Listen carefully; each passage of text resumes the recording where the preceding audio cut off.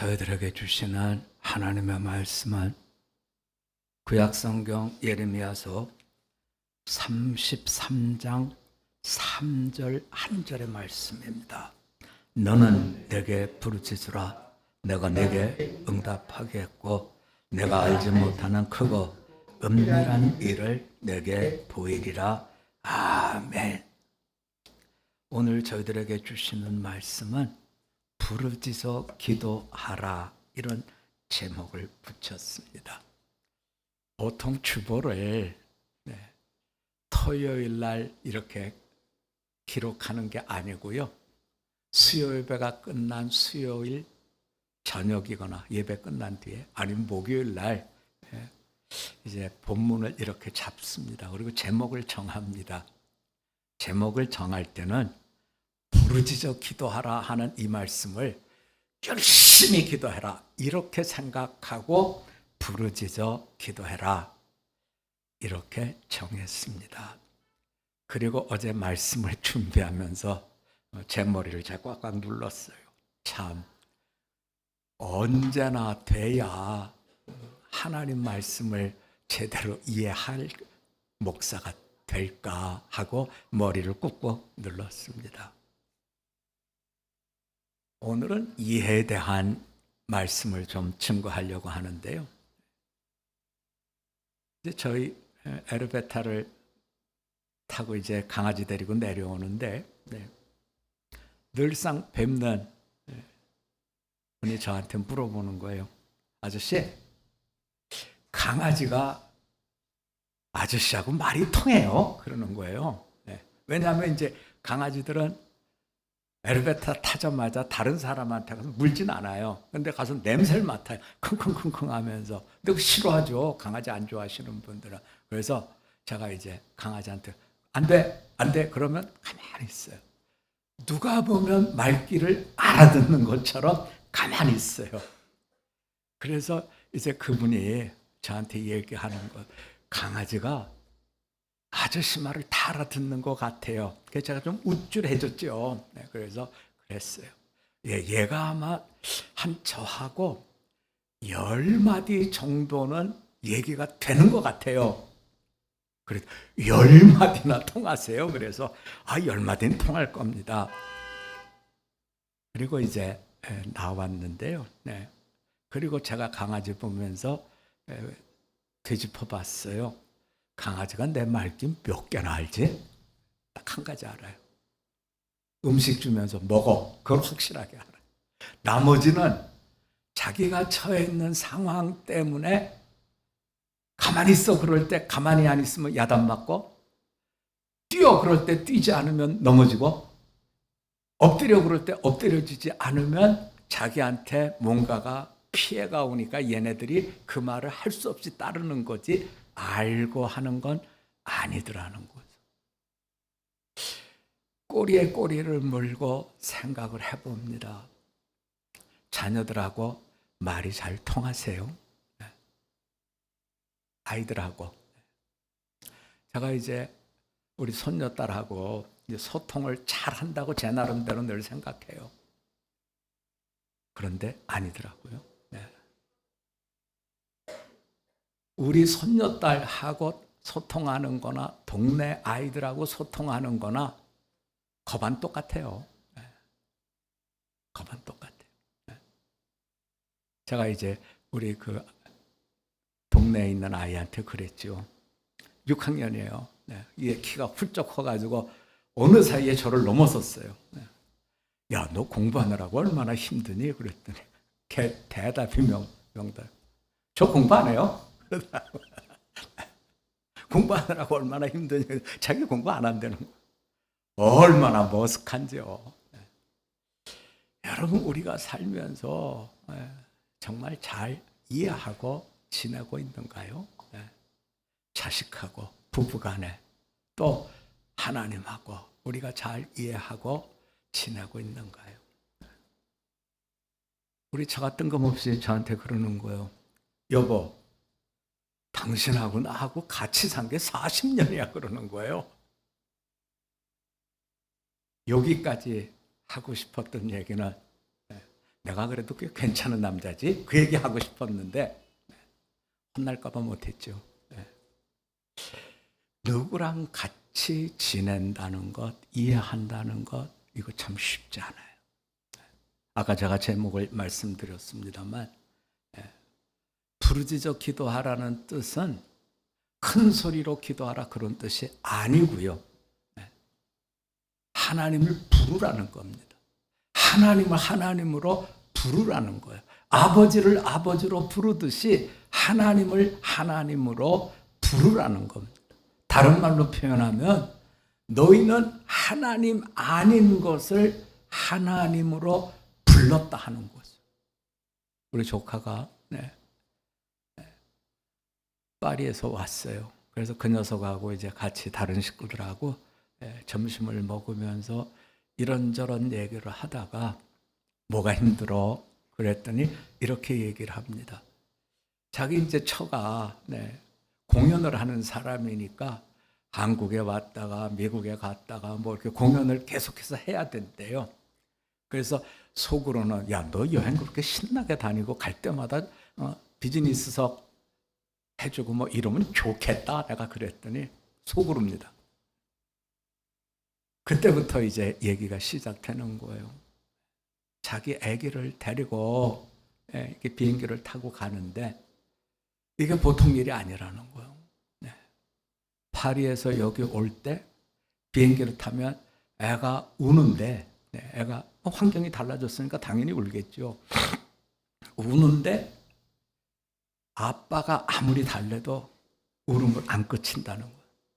그런데 어떻게 그럼 울음을 그쳐 그랬대? 할 수 없죠. 엄마가 안고 복도에 이렇게 하면 애가 금방 잠든다는 거예요.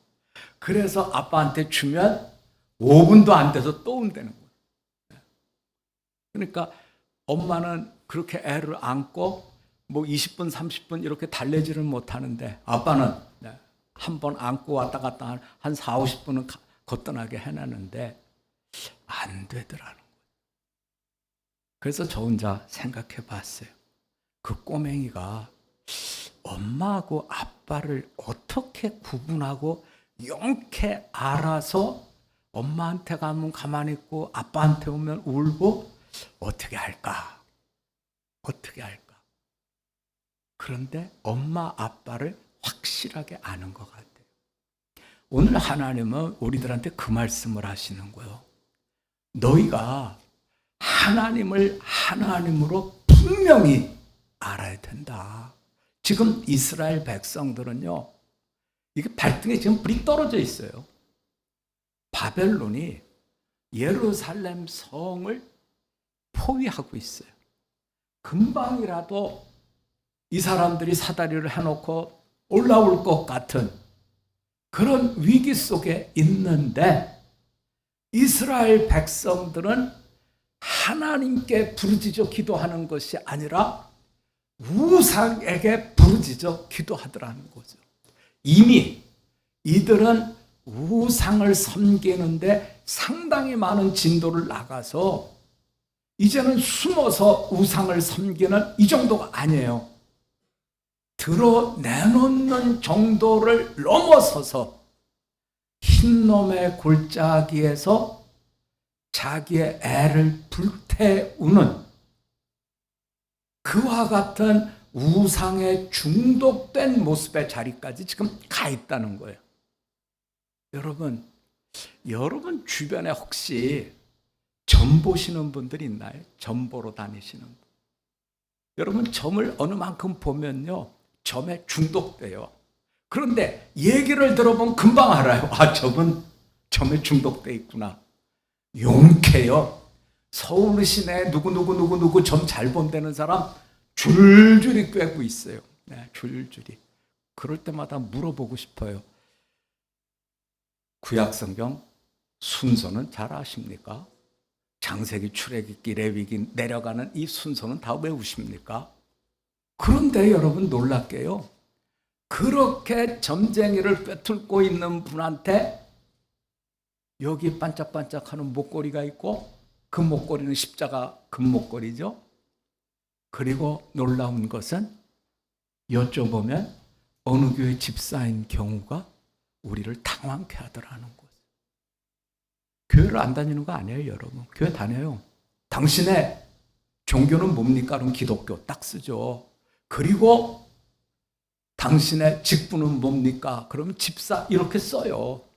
그런데 이미 점 보는 데 중독이 돼서 거기로 더 나가더라고 있더라고요.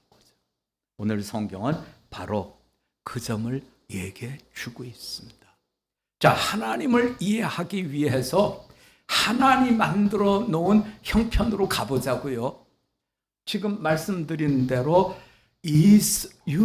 바벨론의 군대가 예루살렘 성을 포위하고 있어요.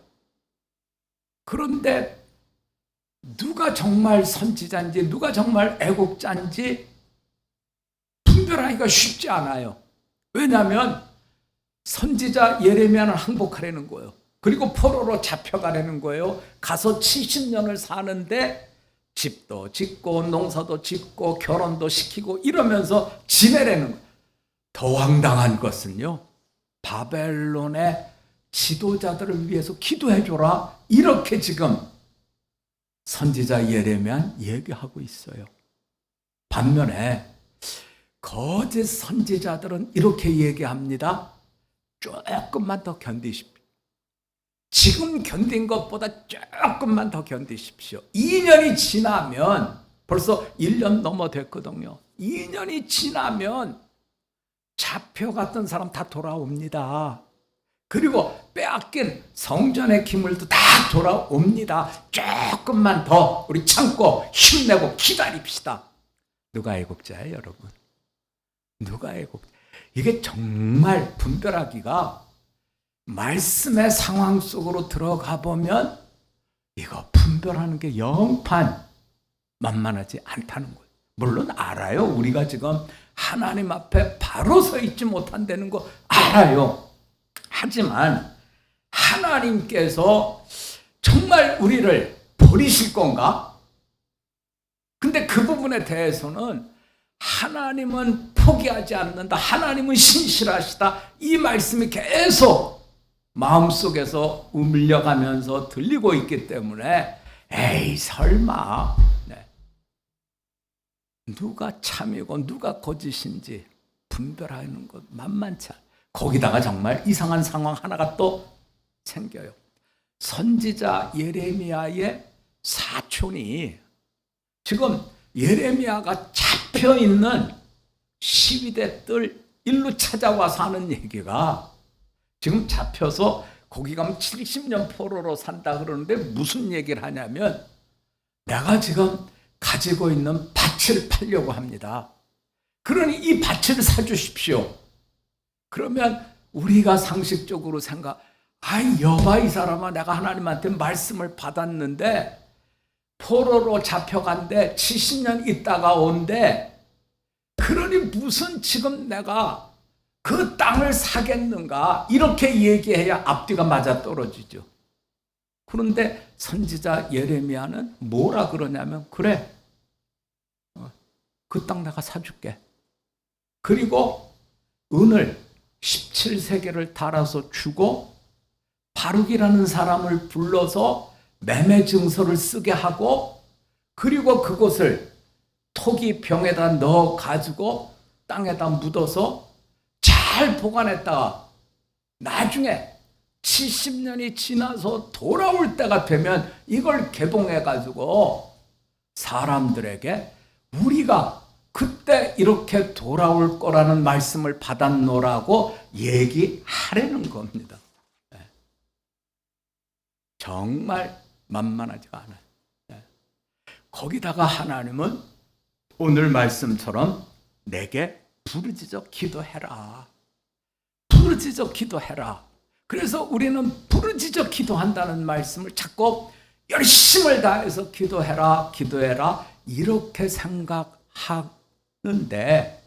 이 말씀의 뜻은 그런 의미를 넘어서서 하나님만 바라보고 기도해라, 이런 뜻입니다. 자, 저하고 여러분 어디를 한번 가보시냐면 마태복음으로 좀 가봅니다. 예수님께서 우리에게 주신 팔복에 대한 말씀이죠. 이런 사람이 복이 있습니다. 팔복입니다. 마태복음 5장 8절입니다. 마음이 청결한 자는 복이 있나니 그들이 하나님을 볼 것이며. 청결하다는 말씀은 마음이 깨끗하다, 다른 사람을 속이지 않는다, 다른 사람보다 훌륭하다, 이런 뜻이 아니에요, 여러분. 마음이 청결하다는 뜻은 그들이 하나님을 볼 것이며, 어떻게 하나님을 봅니까? 한 가지밖에 없어요. 자기가 바라보는데 누구밖에 없어야 돼요? 하나님밖에 없는 거죠. 성경은 항상 얘기합니다. 세상을 살아가는 믿음의 사람들이 제일 어려운 것은 하나님과 재물, 이 둘을 같이 어떻게 내가 다 누릴 수 없을까? 없다는 거예요. 하나님과 재물을 함께 누릴 수 있는 방법은 없다. 너희는 하나님만, 여기 떨어지는 말씀. 그래서 마음이 청결하고 하나님을 보는 사람은 그의 마음속에 뭐밖에 없어야 돼요? 하나님밖에 없다는 뜻이에요.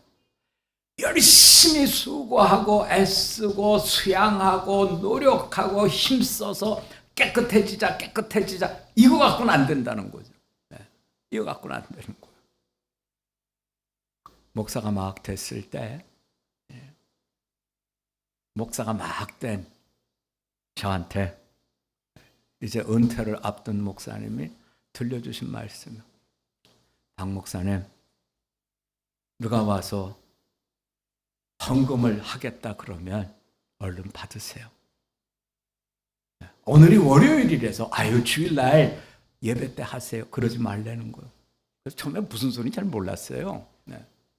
아니 헌금을 하나님께 드리는 거니까 예배 때 드려야지. 그걸 월요일날 목사한테 헌금 드리겠다고 그걸 어떻게 받아둡니까? 그랬더니 그 목사님이 받아두라는 거예요.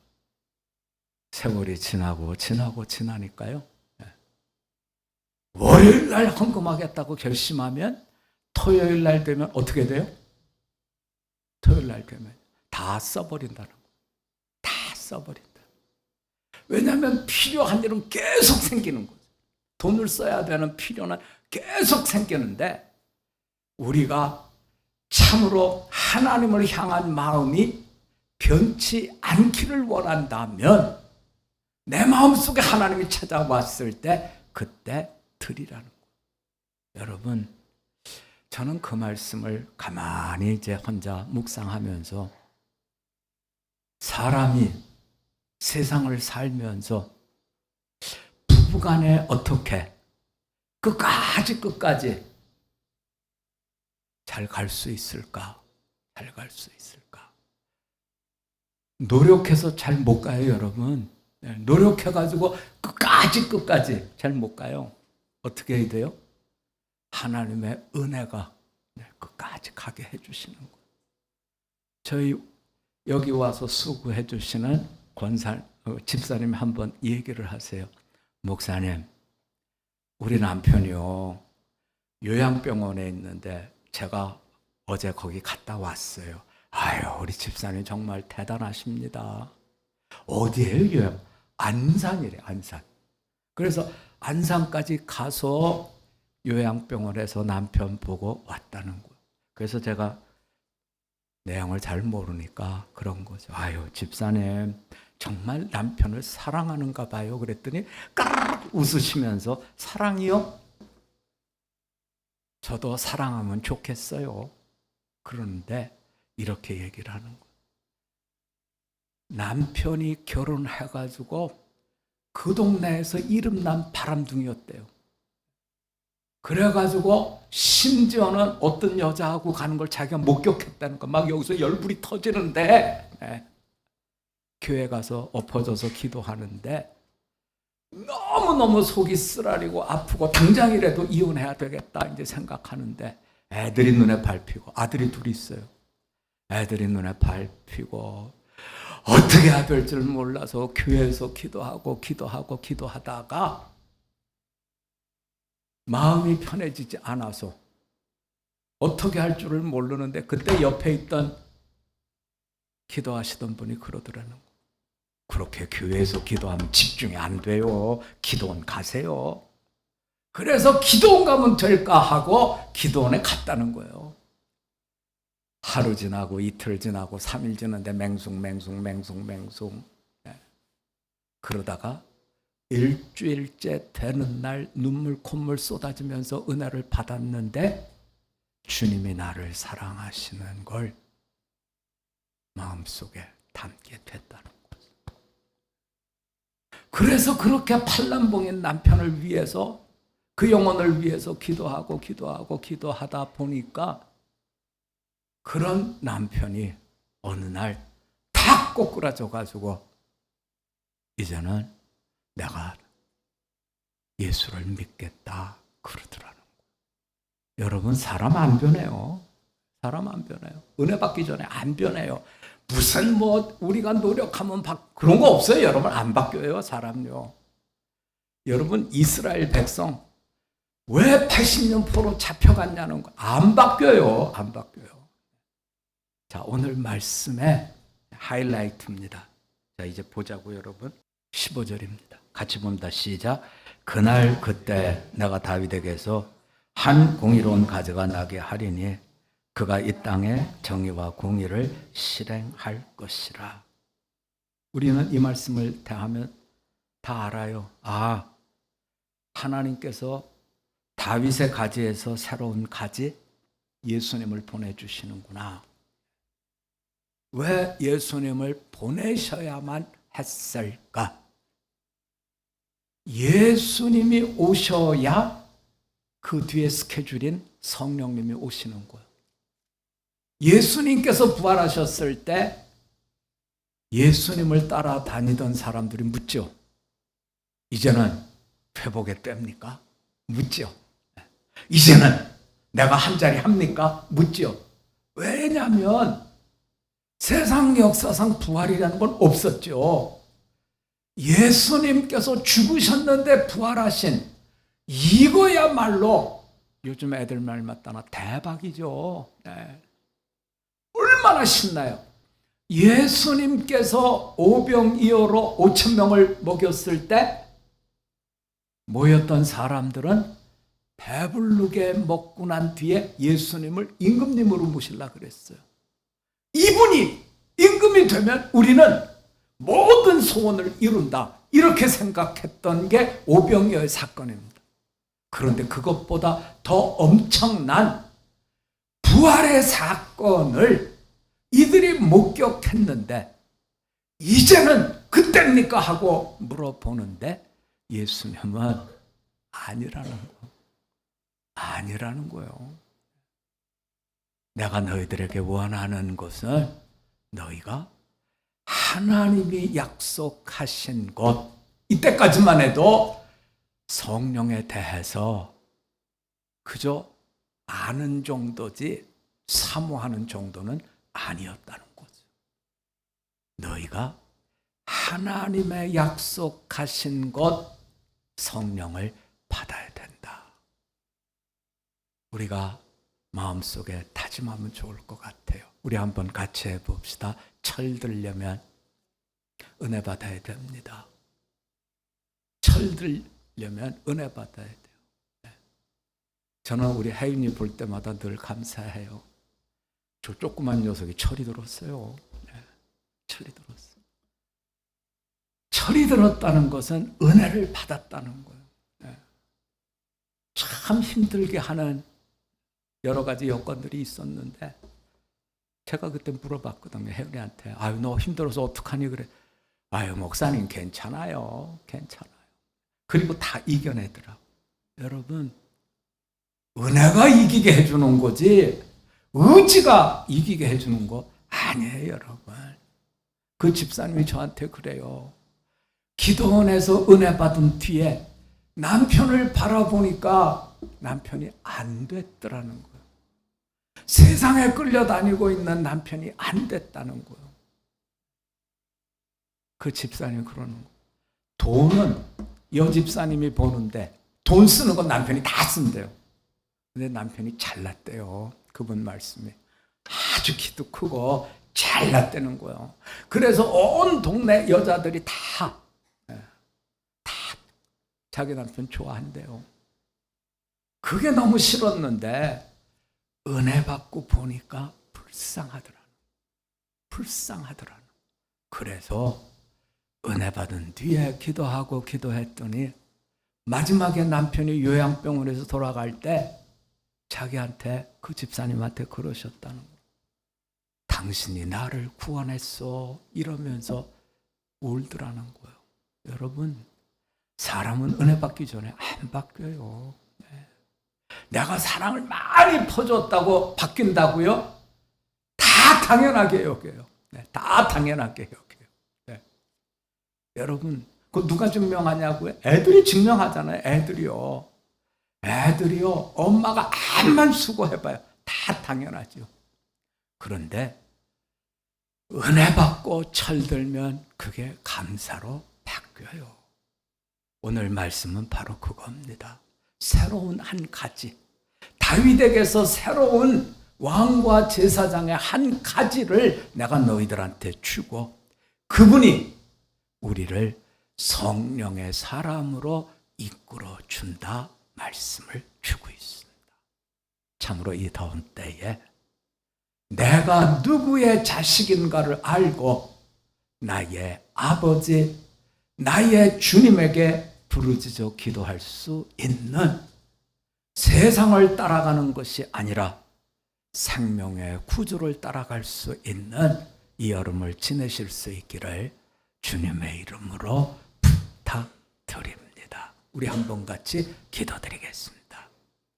하나님 아버지, 우리의 얼굴 모양이 다른 것처럼 겪어야 되는 일들도 다르고 감당해야 되는 짐도 다르지만 모든 사람에게 공통으로 필요한 것은 너희가 여기를 떠나지 말고 아버지의 자녀인 것을 깨닫고 약속하신 성령, 그분을 받으라 하는 이 말씀을 우리가 마음에 담았습니다.